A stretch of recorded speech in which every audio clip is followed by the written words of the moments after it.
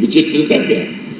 पत्थर सामने अनगढ़ पड़ा हुआ है तो और बात, लेकिन उस पत्थर में शंकर जी है कि दुर्गा जी है कि राम है कि कृष्ण है कि शिव है, कौन?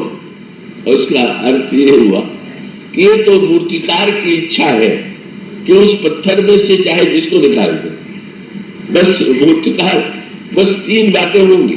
क्या? एक तो व्यक्ति के अंतःकरण में पत्थर को देख करके पहले तो मूर्ति का ध्यान आवेगा, और उसका अर्थ क्या? पहले ईश्वर जो आता है वो भक्तों के हृदय में आता है, पर हृदय में आने के बाद अंतर क्या?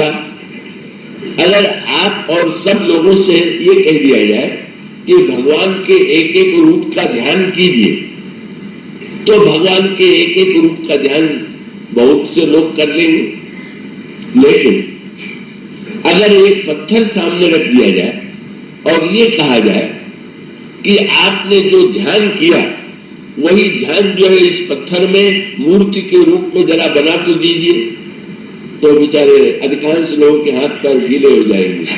कहो तो मूर्तिकार जो है उसमें ये कला है कि पहले उसने हृदय में मूर्ति की कल्पना किया, और हृदय में मूर्ति की कल्पना करने के बाद चाहे जिसको उसने उस पत्थर से निकाल करके दिखा दिया, और अंतर आ गया। जब तक वो पत्थर था तब तक पूजा नहीं हो रही थी, और पत्थर में से जब शंकर जी निकल आए, विष्णु भगवान निकल आए, चाहे श्री राम और श्री कृष्ण निकल आए, तो दो बातें हो गई। क्या? मूर्तिकार को धन्यवाद इसलिए है कि मूर्तिकार जो है जिसको हृदय में अनुभव करता है, जब वो निकाल करके दिखा देता है, हृदय में जो देख रहा है का वो स्वयं आनंद ले रहा है, पर हृदय की मूर्ति को जो पत्थर में प्रकट कर देता है तो हजारों को दर्शन का सुख मिल जाता है। इसी प्रकार से ये भक्त कौन है? ये भक्त ही निर्गुण निराकार ब्रह्म जो है वो तो मानो पत्थर खंड की तरह है, और उसमें ये भक्त जो है ये मूर्तिकार है, और ये मूर्तिकार भक्त जो है चाहे जो रूप ब्रह्म का निकाल करके दिखा देते। अब उसमें अगर बुद्धिमान व्यक्ति होगा तो समझ लेगा कि ये तो मूर्तिकार की कला है कि वो चाहे जो रूप निकाल करके दिखा दे। तो भाई ये दशरथ कौन है? शंकर जी ने वंदना के प्रारंभ में जो दशरथ जी को इतना महत्व दिया वो क्यों दिया? बोले भाई निर्गुण ब्रह्म से सगुण साकार राम को निकालने वाले, उनको प्रकट करने वाले तो वस्तुतः दशरथ ही है। ये गोस्वामी जी ने एक बड़ी मीठी बात लिखी। जब भगवान राम सीता जी और लक्ष्मण बन जा रहे थे तो गांव की स्त्रियों ने और पुरुषों ने देखा, और स्त्रियों और पुरुषों ने देखा तो उन स्त्रियों में से एक स्त्री ने ये कहा कि एक कहिए सहज सुहाए, आप प्रगट भय विधि न बनाए।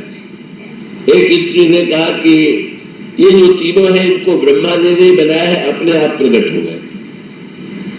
ब्रह्मा ने सिर पीट लिया।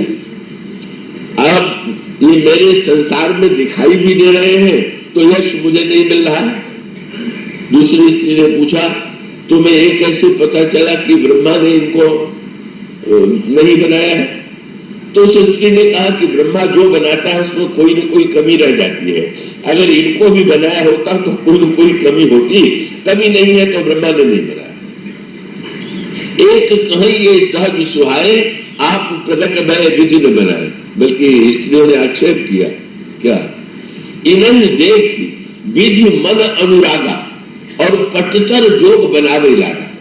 इनको देख करके ब्रह्मा को लगा कि ऐसे मूर्ति का निर्माण मैं भी करूं, पर बहुत बनाने की चेष्टा करने के बाद भी जब ब्रह्मा निर्माण नहीं कर पाया तो उसको ईर्ष्या हो गई, और उसको लगा कि अगर ये नगर में रहेंगे तो लोग ये कहेंगे कि ब्रह्मा इतना सुंदर, इतने सौंदर्य का निर्माण नहीं कर सकता।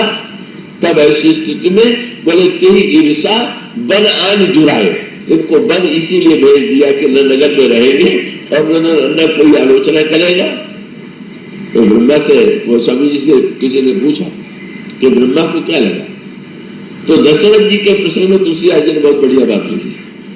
जब किसी ने ये कहा कि देखिए संसार का आपने निर्माण किया वो तो अधूरा है और भगवान राम का आपने निर्माण नहीं किया वो अपने आप प्रकट है, तो आपकी विशेषता क्या, आपका बड़प्पन क्या। तुलसीदास जी ने बड़ी मीठी बात लिखी, ब्रह्मा ने देखो कहा तो देखो, चाहे मैंने राम को न बनाया हो पर राम को बनाने वाले दशरथ को तो मैंने ही बनाया है, इतना तो मानोगे ना। ये नहीं विरची बड़ भैरव विधाता महिमा अवध राम कुछ मत क्या। बोले वो मूर्तिकार वो शिल्पकार धन्य है जो पत्थर से मूर्ति को प्रकट करके दिखा देता, तो मनु जो है वही वो शिल्पकार है। वो